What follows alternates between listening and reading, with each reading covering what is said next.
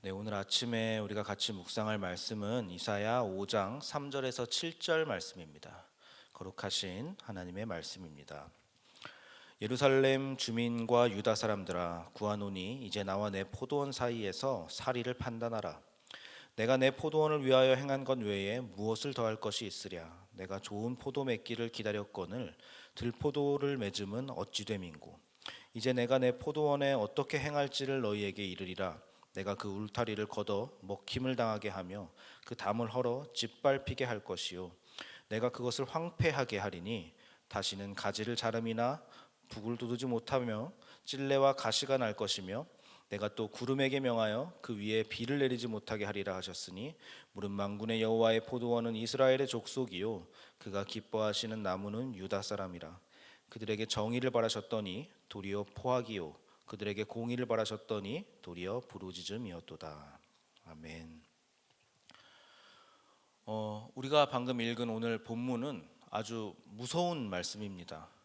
오늘 나오는 포도원은 이스라엘 민족을 말하는데 하나님이 이 포도원을 대적에게 넘겨서 망하게 하겠다 이렇게 지금 얘기하고 계십니다. 결정하셨습니다. 근데 하나님이 이 망하게 하겠다고 한 결정이 굉장히 마땅한 결정이다 이렇게 생각하시는 것 같습니다. 하나님께서는 이스라엘에게 더 해줄 것이 없을 정도로 다 해줬고 최선을 다 하셨는데, 그래서 기대감을 이스라엘에게 갖고 계셨는데 이거 결과를 보니까 아주 실망스럽더라는 겁니다. 이스라엘이 정의와 공의의 열매를 맺기를 바랬는데 열매를 맺은 걸 보니까 도리어 포악을 행했고 폭력에 희생당해서 고통받는 사람들의 부르짖음이 난무했다 이렇게 얘기를 하고 있습니다. 그래서 주인의 기대에 부합하지 못하는 이 포도나무를 황폐하게 만들고 다 없애버리고 갈아엎어야겠다고 지금 이사야를 통해서 유다 이스라엘에게 경고하고 진노하고 계시는 상태입니다. 우리가 이제 예언서를 앞으로 계속 볼 텐데 많은 경고의 메시지들을 아마 접할 것입니다. 하나님은 이제 화를 많이 내시는 하나님이 될 것입니다. 하나님은 감정을 표출하시는 분입니다. 그런데 우리가 가만히 생각해 보니까 이거 어차피 망하게 할 거라고 이미 다 결정을 하셨으면서 결론을 이미 다 내려놓고 바꿔줄 것도 아니면서 왜 화는 이렇게 내시는 것이며, 게다가 심지어는 하나님이 자신이 얼마나 노력했는지 내가 얼마나 최선을 다했는지 그리고 너희가 왜 망해야 하는지를 왜 이렇게 구구절절 설명을 하시는 걸까요? 이미 망하게 해놓고 다 결정하셨으면서 그리고 또 할 것이면서 말입니다. 여러분들도 자녀를 호되게 혼내면서 진노하면서 혹시 잔소리를 막 쏟아내 보신 적이 다 있으시죠? 여러분, 아이들이 어차피 혼내고 때리실 것 왜 그렇게 화를 내셨습니까? 잘못했다고 하면은 잘못한 걸 알면서 왜 그랬어 하면서 또 혼나잖아요. 그러니까 우리는 혼낼 거 정해놓고 때릴 거 정해놓고 용서 안 해줄 거 정해놓고서도 왜 그렇게 화를 내시는 겁니까? 그건 아마도 여러분 안에 이 가망 없어 보이는 이 자녀를 어떻게든 고쳐보겠다고 어떻게든 잘 되게 해보겠다는 그 마음이 담겨 있기 때문에 그런 것일 것입니다. 여러분, 진정으로 포기하면은 화가 날까요, 안 날까요? 화도 안 나는 겁니다. 여러분이 포기한 사람들에게 화를 왜 냅니까? 그러나 화를 내고 혼을 낸다는 것은 무엇을 의미하고 있는 거냐 하면은 그래도 아직 일말의 기대를 하고 있다. 그래도 아직 사랑하기는 사랑한다. 그래도 아직 남은 아니다. 아직 관계는 맺어져 있다. 이것을 증명하는 것이 바로 진노입니다. 그러므로 하나님이 이 진노하시고 이 경고하시는 것은 다만 화내는 것 자체의 목적이 있는 것이 아니라 지금 우리를 살리기 위해서 진노하시는 것이고 또한 하나님의 거룩하신 뜻을 완성하시겠다는 그분의 성실함과 진정성을 드러내는 것이라는 것을 우리는 이 경고와 진노에서 묵상할 수 있어야 되는 것입니다. 하나님의 진노는 우리가 사는 인생의 가치를 깨우치려고 하는 진노이지 공포로 몰아넣어서 겁내고 죽게 만드는 그런 재앙이 아니라는 것입니다. 우리는 오늘 이스라엘을 황폐하게 만들어버리겠다고 지금 다짐하신 이 하나님의 경고가 실현될 것이라는 것을 알고 있는 사람들입니다. 그러나 우리는 이것이 실현돼서 재앙이 올 것이다로 끝나는 것이 아니라는 것도 알고 있는 사람들입니다. 이들이 바벨론 포로로 잡혀갈 것은 맞습니다. 그러나 포로가 되었다가 결국에 다시 돌아올 것입니다. 그러면 돌아오면 그 다음부터 훌륭해질까요? 그렇지도 않습니다. 잠깐 훌륭해지는 것 같다가 또 잘못할 것입니다. 그런데 우리는 어디까지 알고 있느냐 하면은 그래서 마지막에 예수 그리스도가 오셔서 이 모든 것을 해결할 것이다. 여기까지 우리는 성경의 내용을 이미 알고 있는 사람들입니다. 그러니까 우리는 지금 이 성경 전체의 이야기를 통해서 하나님이 황폐하게 만드는 것에 목적을 두고 있는 분이 아니라는 사실을 우리는 이미 알고 있는 사람들인 겁니다. 그럼 예언서의 경고의 본문을 읽으면서도 하나님이 망하는 것으로 끝내시는 분은 아니시구나. 지금은 이렇게 무섭지만은 새드 엔딩으로 마무리하시는 분은 아니시구나라는 것을 우리는 알고 있는 사람들입니다. 이것을 당시에 이스라엘 사람들은 몰랐을 것입니다. 그러나 우리는 예수 그리스도로 말미암아 이것을 알고 있고 우리는 희망을 붙들고 있는 사람들입니다. 우리가 알고 있는 내용이자 축복입니다. 우리는 어제 종려주일을 보냈고 그리고 고난주간을 이번 주에 보내고 있습니다. 예수님이 구원자로 예루살렘에 입성하셨습니다. 그런데 우리가 그를 죽였습니다.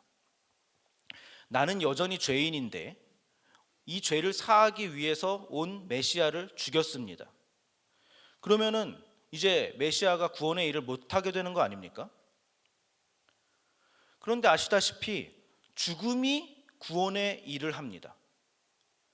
그러니까 서로 반대되는, 우리는 실패라고 여겼던 죽음과 구원이 이 반대되는 것이 서로 엮여가지고 묶여가지고 구원의 일을 한다는 것입니다. 하나님이 묶어놓으신 것입니다. 우리는 여기서 무엇을 배울 수 있냐 하면은 우리의 실패, 우리의 절망, 그리고 심지어는 우리의 죽음조차도 그것으로 끝나지 않는다고 가르치고 있는 것입니다. 이것이 바로 하나님의 진노이고 예수님의 죽음과 부활인 것입니다. 이스라엘은 실패했고 오늘 본문처럼 포도원은 황무지가 될 것입니다. 그러면 우리는 이 본문을 보면서 하나님이 진노하시고 경고하는 것을 보면서 으유 이스라엘 좀 잘하지 그랬냐 이렇게 쉽게 생각할 수 있습니다. 나는 그러면 하나님 말 잘 듣고 혼나지 말아야지 이렇게 생각할 수 있습니다. 근데 이것은 맞는 발상이지만 쉬운 발상입니다. 그러나 예수님의 죽음과 부활은 그것보다 훨씬 크고 넓은 것입니다. 왜냐하면 우리의 못난 것으로도 우리의 실패로도 하나님이 무언가를 하실 수 있기 때문입니다. 그것을 관가해서는 안 됩니다. 예수님이 죽음으로도 일을 하시는데 우리의 실패와 우리의 절망으로 왜 일을 안 하시겠습니까? 이거 참 좋은 소식 아닙니까?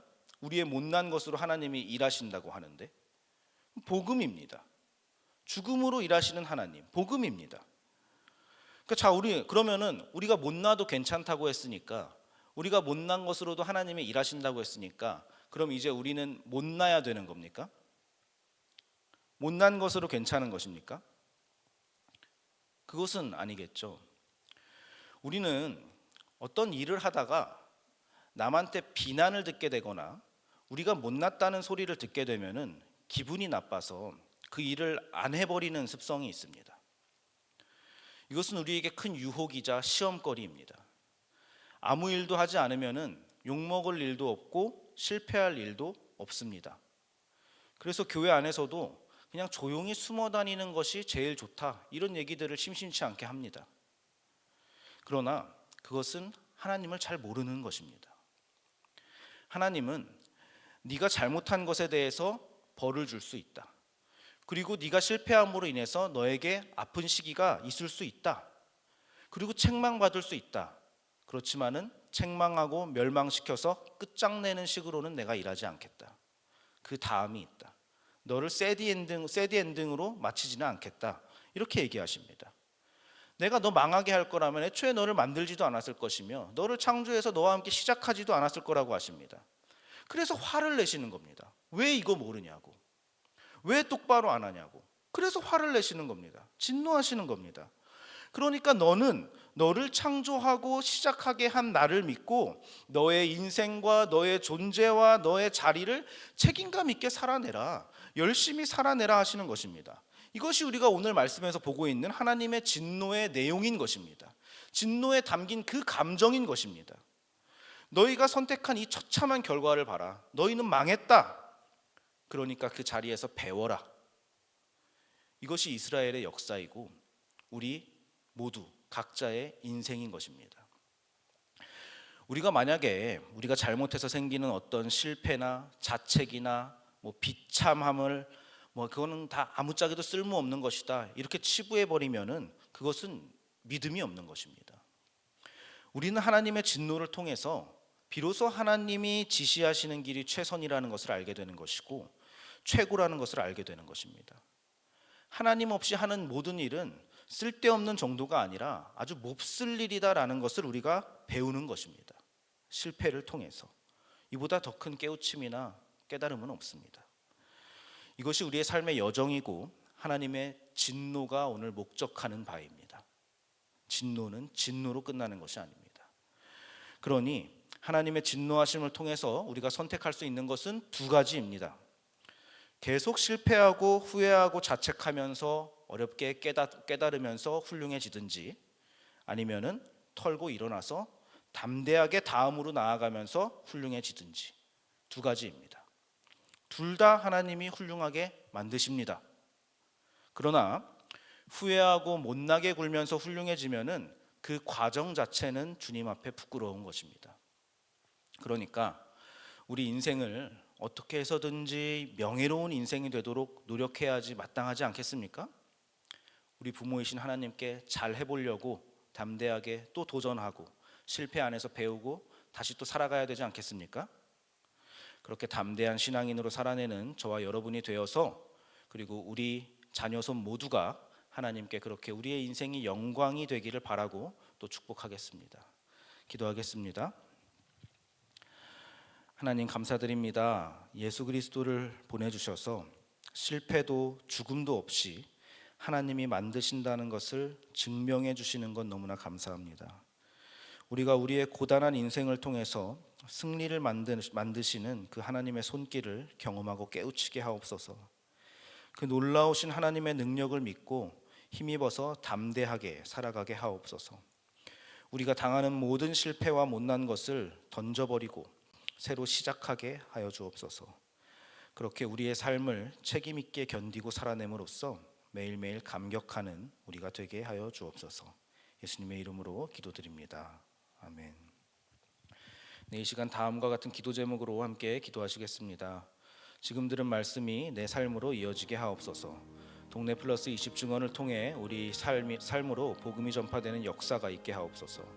교회 리더십이 바뀌는 모든 과정을 축복하시고 우리 교회가 합력하여 선을 이루는 역사를 경험하게 하옵소서. 고난주간에 주님을 깊이 묵상하며 은혜 안에 거하게 하옵소서. 캄보디아의 티움꾼띠어 양의 치료가 끝까지 잘 이루어질 수 있도록 도와주시옵소서. 전쟁의 아픔 속에 있는 인류를 불쌍히 여기시고 육체의 질병과 마음의 질병으로 고통받는 지체들에게 회복의 은혜를 주옵소서. 개인의 기도 제목과 공동의 기도 제목으로 다 같이 기도하시고 삶의 자리로 나아가겠습니다.